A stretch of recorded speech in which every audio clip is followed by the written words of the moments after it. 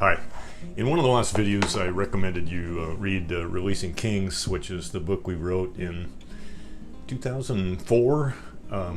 So that's sort of the foundation for the Heart Plan.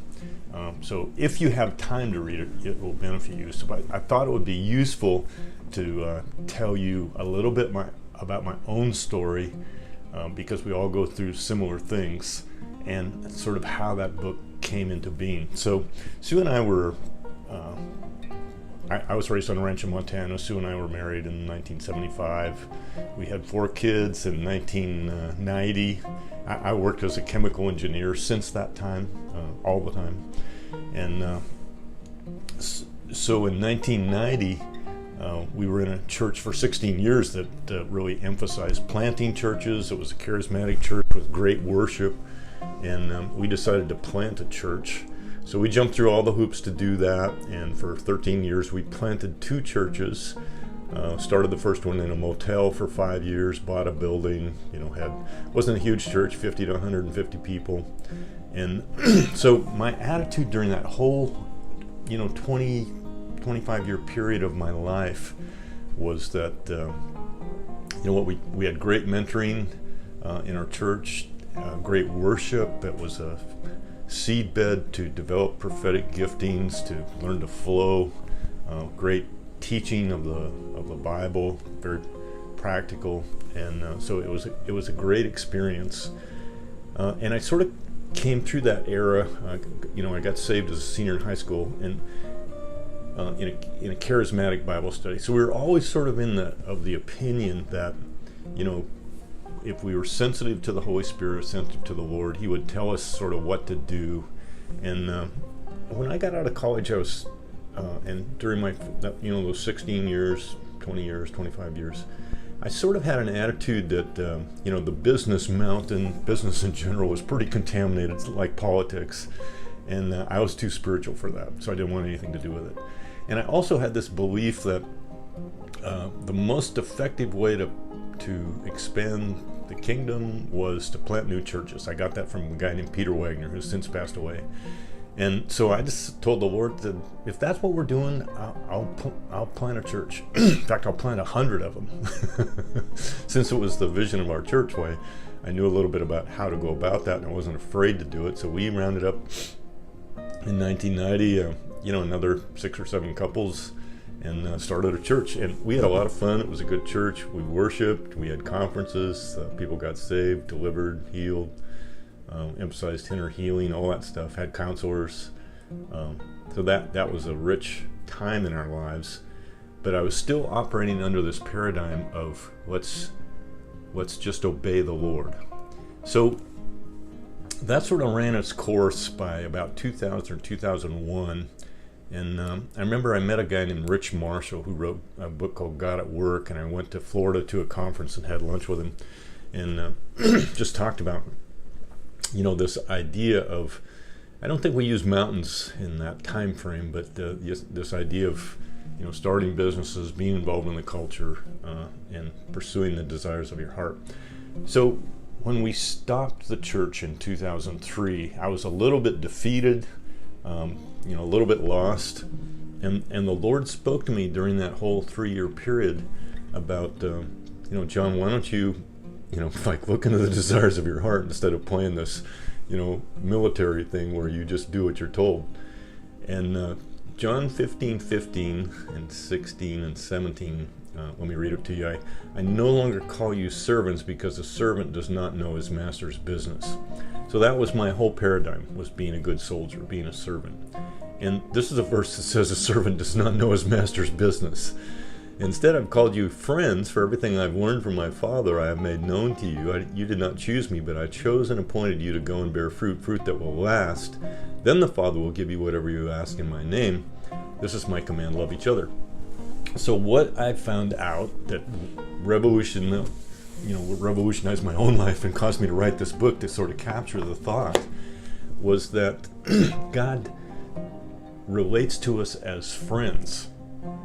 And there comes a time in our maturity where He's not willing to just tell us what to do. we have to sort of volunteer out of the desires of our own heart, things that we want to do, we're good at, things that he wrote there that are consistent with his own heart. We have to discern those things, but we can trust ourselves to go down that path. And so it took me 30 years to screw up the courage to tell the Lord, this is what I want to do. I'm not just here to be told what to do. I'm sort of a player, a communicator. I carry half the conversation in our relationship as friends. And so that was huge. And it put me in a position where I finally decided, hey, I want to go the sort of the business route. Now, since that time, I had 16 years in church, 13 years with being a senior pastor in my own church on a bivocational basis. I was still doing the engineering shtick that whole time. But I gradually came to the place of being willing to pursue the desires of my own heart. Now, when that happened, it was like I got saved again. I mean, life became a lot more fun. And I didn't, when I'm operating out of a paradigm of the Lord is telling me what to do and I'm a good soldier and I'm doing it, guess how I lead other people? I expect them to act like good soldiers, and I expect them to do what I tell them to do. And I just want to tell you, as a leader, that doesn't work. If we can't sort of get a grip on what's in other people's hearts and where is God leading them, and stop trying to perturb that, but help them go down that path, we are just not leaders. We're autocrats trying to convince other people to go down our path. And that's gets autocratic and religious and corrupt, and it's just not fun for anybody. So as we go through your heart plan, realize that the things that we're struggling through, or it might be easy, might be hard, who knows, but realize that you're sort of, when you decide that it's okay for you to pursue your heart's desire, you're tipping over theological and psychological issues that have been wrestled with for centuries. So when we adopt this mindset of, I call it kings, but being willing to pursue our heart's desire and realizing that that's how we navigate life and our relationship with God, and it's sort of the entry point for kingdom, that it's no small thing. And so when you go through, when you're struggling to write down your why and having a little trouble getting that writing in words, realize that you're well able to do that. We can help you solve any problem related to that, so don't worry about it, but just realize it's not a small thing. It's a big thing, and it's very important to the Lord, and he's just inviting you into this realm of just being thrilled about what you're called to do, and being thrilled with your role in the kingdom, and all the fruit and all the lives it touches. It's an amazing invitation, and it starts with going through this process of understanding what's in your heart, what's in your book, how do you cooperate with your Father, how do you cooperate with yourself, how do you become integral, and your mind, will, emotions, soul, spirit, body are all pointed in the same direction instead of 10 different directions.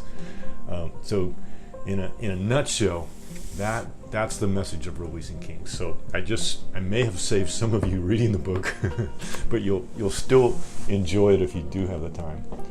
I just thought it would be worth sharing that testimony with you, and for you to realize that you're going through at some level the same thing. And I just want to encourage you that it's possible and it's practical. So blessings.